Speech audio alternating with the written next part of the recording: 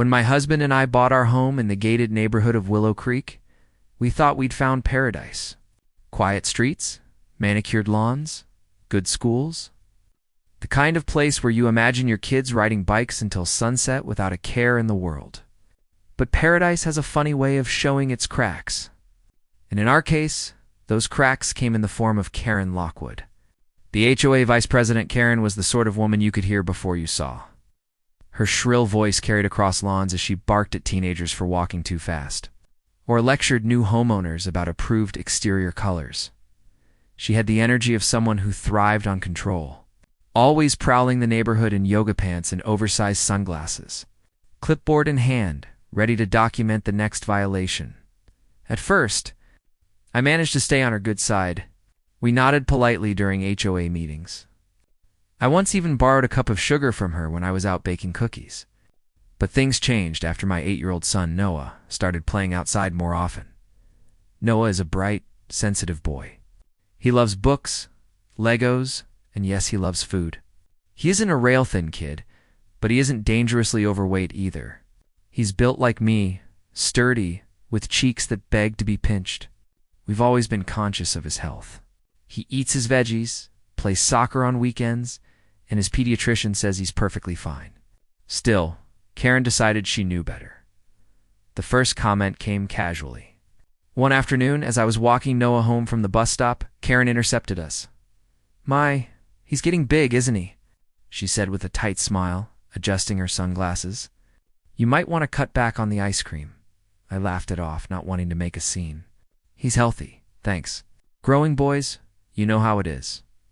But her comments didn't stop. Over the next few weeks, every time she saw Noah, she made a dig. "Does he really need that soda? Carbs aren't a child's friend, you know."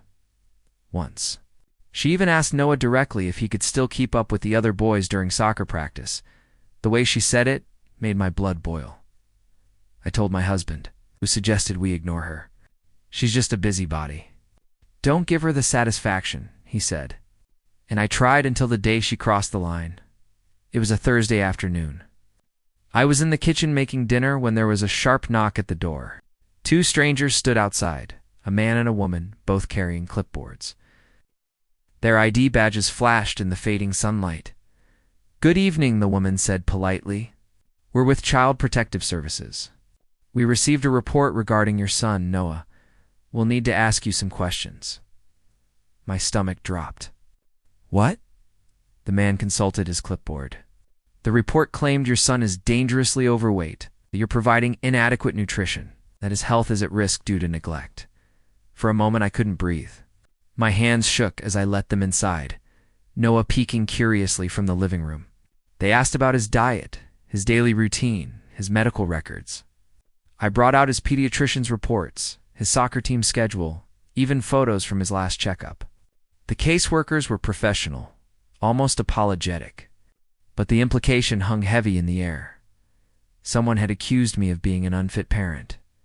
After an hour of questions, they left, assuring me that everything seemed fine but that they'd need to follow up. I closed the door and collapsed onto the couch, tears streaming down my face. My husband held me, equally shaken. "Who would do this?" I whispered. But deep down, I already knew. The next morning, as I walked Noah to the bus stop, Karen was there. She sipped from her stainless steel tumbler, her lips curled into that smug smile I'd come to dread. "Rough night?" she asked casually, not even bothering to hide the glint in her eyes. My fists clenched. "You called CPS on us. She didn't deny it." She tilted her head, faux concern dripping from her words. "Look, someone had to. It's neglect to let a child get. Well, you know, I was only thinking of his future. Childhood obesity is no joke." I saw red.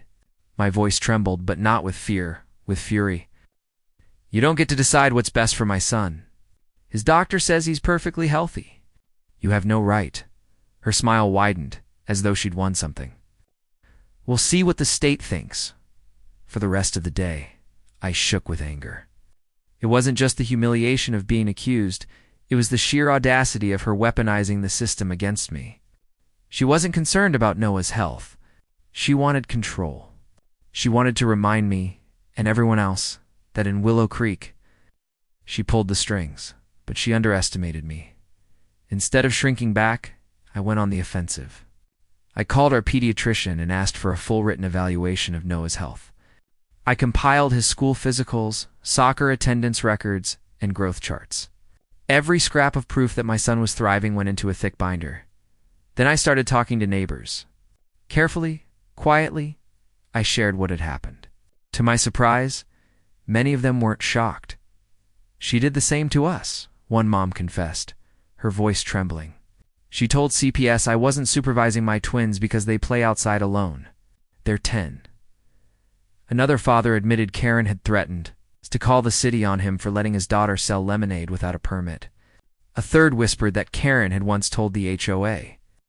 Board a family down the street was too messy to be trusted, all because their garage door was left open, piece by piece. The puzzle came together. Karen wasn't a concerned neighbor. She was a tyrant with a clipboard, ruling through fear and intimidation. And I wasn't going to let her get away with it. I began documenting everything: her comments, her harassment, the CPS visit. I bought a doorbell camera to record interactions. I even filed a complaint with CPS, explaining that a malicious neighbor was weaponizing their services. The caseworker sympathized, noting that Karen's report had been thin on specifics and clearly biased. But I wasn't satisfied with just surviving her attack. I wanted accountability. And as fate would have it, the next HOA meeting gave me the perfect stage. The night of the HOA meeting, the community clubhouse was packed tighter than I'd ever seen. People filled every chair, lined the walls, and even spilled out into the hallway. Word had spread quickly. Karen had finally gone too far. And neighbors who usually skipped these tedious gatherings showed up. Hungry for answers, Karen sat at the head of the long folding table. Her signature oversized sunglasses perched on her head like a crown, gavel in hand. She rapped it against the wood with unnecessary force. "Order, please. We have several items on the agenda tonight," she announced, her voice dripping with authority. But before she could dive into mailbox paint colors and lawn length infractions, I stood up. My hands trembled slightly, but the binder I clutched grounded me. I cleared my throat. "Before we get into the usual business," I said, loud enough for the crowd, "I have an urgent matter that concerns every family in Willow Creek." Dozens of heads swiveled toward me. Karen's eyes narrowed. Her smile stretched taut like plastic. "Mrs. Turner, you know, homeowner concerns are addressed at the end." "This isn't just a concern," I cut in. "This is about misuse of power and harassment in this community." A murmur rippled through the room. The HOA secretary, a timid man who rarely spoke, shifted uncomfortably. Karen gripped her gavel. "Sit down, or I'll have you removed." "Go ahead," I said, my voice steady now. "Let everyone see how you treat people who stand up to you." The silence that followed was electric. I opened my binder and laid out the evidence step by step, page by page. I explained how Karen had reported me to Child Protective Services, accusing me of neglect and abuse, despite medical records proving Noah is perfectly healthy. I described the humiliation of having strangers inspect my home. Why parenting my child? Because of a malicious, unfounded claim. Gasps filled the room. Some parents clutched their children's hands tighter. Others glared openly at Karen. "This isn't about concern for children," I said, my voice breaking slightly but regaining strength. "This is about control. I've spoken to several families here, and many of you have your own stories. The fines, the threats, the harassment. She's not protecting this community. She's terrorizing it." I paused, then added, "And I have recordings. Every comment she's made about Noah. Every time she's mocked him, body-shamed him, or implied I was an unfit parent. It's all here." I tapped the binder. If CPS hadn't seen through her lies, I could have lost my child. The room erupted.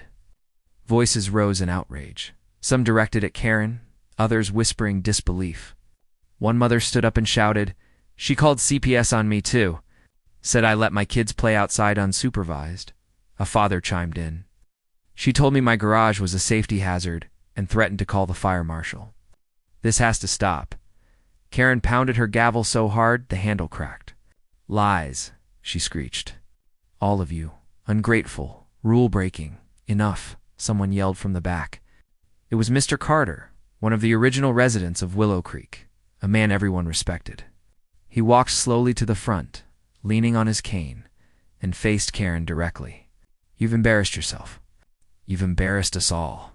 We elected you to serve this neighborhood, not destroy it. It ends tonight. The applause that followed was deafening. Karen tried to shout over it, her face blotchy with rage, but her voice was swallowed by the chorus of neighbors demanding change.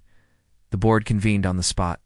Though they'd usually delay votes for weeks, the pressure from the crowd was overwhelming. Within 30 minutes, they voted to remove Karen from her position as vice president. Her gavel was taken from her hand.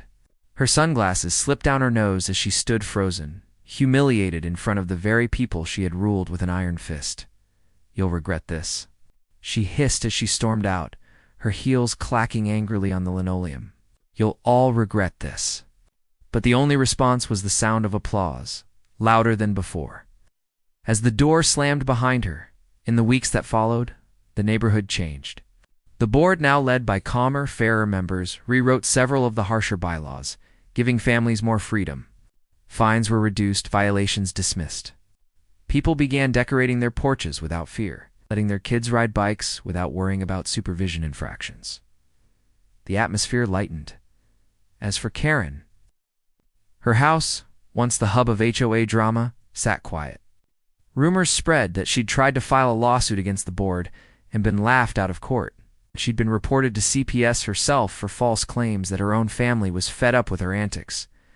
Eventually, a for sale sign went up in her yard. One morning, a moving truck pulled away, and she was gone. The day she left, Noah and I were outside tossing a soccer ball. He paused to watch the truck disappear down the street. Is she gone for good? He asked.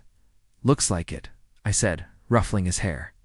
He smiled, a genuine smile I hadn't seen since this ordeal began. Good. Maybe now we can just live here, like normal people. I hugged him tight, my chest swelling with pride, because he was right. That's all I had ever wanted. Not a battle, not a war. Just the chance for my family to live in peace. The boulders in the other story had been about defending property. This time, the fight had been about something infinitely more precious, my child. And though it was exhausting, frightening, at times nearly unbearable, I had stood my ground. The HOA could govern mailboxes and lawns all it wanted, but when it came to my son, my family, my worth as a parent, there was no room for compromise. Karen learned that the hard way. And Willow Creek, at long last, was free.